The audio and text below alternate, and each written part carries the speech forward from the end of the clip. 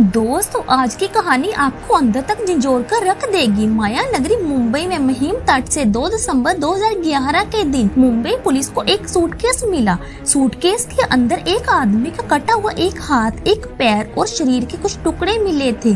Police को ये suitcase महिम बीच पर तैरता हुआ मिला था। लाश की पहचान कर पाना बेहद ही ज्यादा मुश्किल था।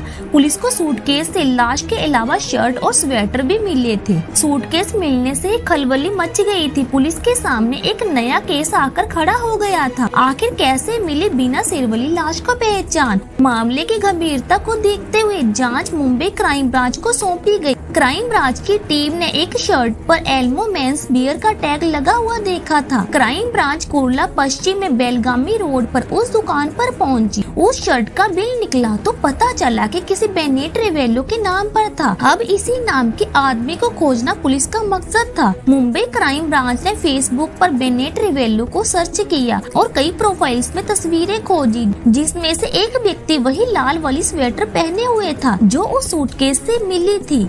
इस तस्वीर से कंफर्म हो गया कि यही बेनेट रिवेलो है। फेसबुक आईडी से पता चला कि वो म्यूजिशियन था और गिटार बजाता था। उसने अपने फेसबुक अकाउंट पर अपना विजिटिंग कार्ड भी अपलोड किया था। कार्ड पर लिखे पते पर जब पुलिस पहुंची तो देखा कि घर पर ताला लगा हुआ था। पूछताछ करने पर पता चला कि किसी ने भी बेनेट को पिछले कुछ दिनों से नहीं देखा था।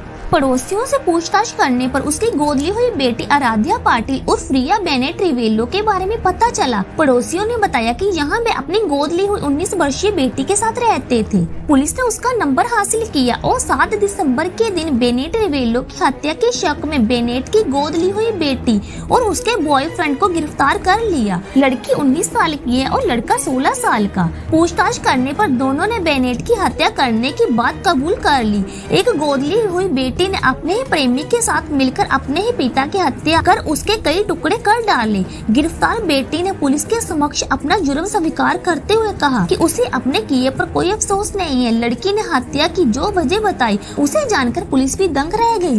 बेनेट अपने घर पर अकेला रहता था। 2 शादियां की हुई थी, लेकिन दोनों पत्नियों से अलग हो चुका था। 26 नवंबर के दिन उसकी बेटी ने अपने बॉयफ्रेंड के साथ मिलकर उसकी हत्या कर दी। उसने घटना की पूरी जानकारी देते हुए बताया कि दोनों ने बेनेट के ऊपर चाकू और डंडे से हमला किया, उसके मुंह पर मच्छर मारने वाला स्प्रे किया और चाकू से उसे मार डाला। इसके बाद शव को ठिकाने लगाने का एक प्लान बनाया। उन्होंने 3 दिनों तक शव को अपने घर में ही रखा। इस दौरान रिवेलो की बेटी और बॉयफ्रेंड फ्लैट पर ही मौजूद थे। उन्होंने तेज धार वाले 4 चाकुओं से शव को छोटे छोटे टुकड़ों में काटा। शव के टुकड़े करने से पहले चाकू को गर्म किया। टुकड़ों को 3 सूटकेस में भरकर रिक्शा के जरिए मीठी नदी तक ले गए और फेंक दिया, जिसमें से एक सूटकेस बहता हुआ महिम बीच पर पहुंच गया था।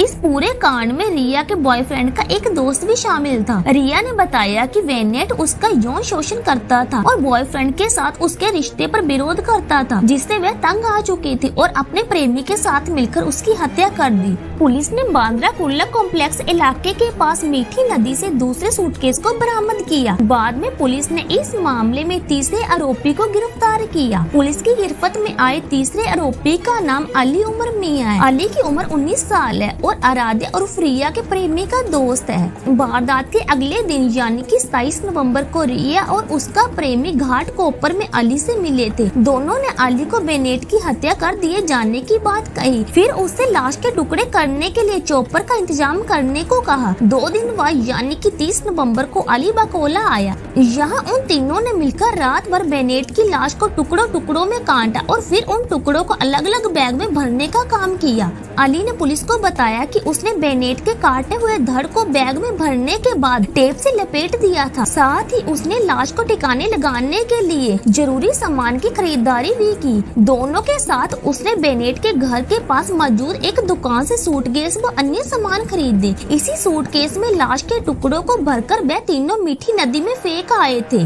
26 नवंबर को रिवेलो का कत्ल किया गया। 27 नवंबर को उसकी लाश के 8 टुकड़े किए गए। इसके लिए 4 चाकू लाए गए। रिवेलो के किचन में इन चाकुओं को गैस पर गर्म करके उसके शरीर के अलग अलग हिस्से को काटा गया। कुछ हिस्सों को एक सूटकेस में रखा गया। बाद में मुंबई के अलग अलग जगहों पर उसकी बॉडी को फेंका गया। सूटकेस में रखे शव के टुकड़े पुलिस को जांच के दौरान मिले थे। उसके कपड़ों से पुलिस ने शव की पहचान की थी। इसके बाद मुंबई क्राइम ब्रांच ने सूटकेस वाली लाश की गुत्थी सुलझा ली। दोस्तों, आज की क्राइम कहानी आपको कैसी लगी हमें कमेंट्स में जरूर बताइएगा और ऐसी ही कहानी के लिए हमारे चैनल को सब्सक्राइब जरूर करिएगा।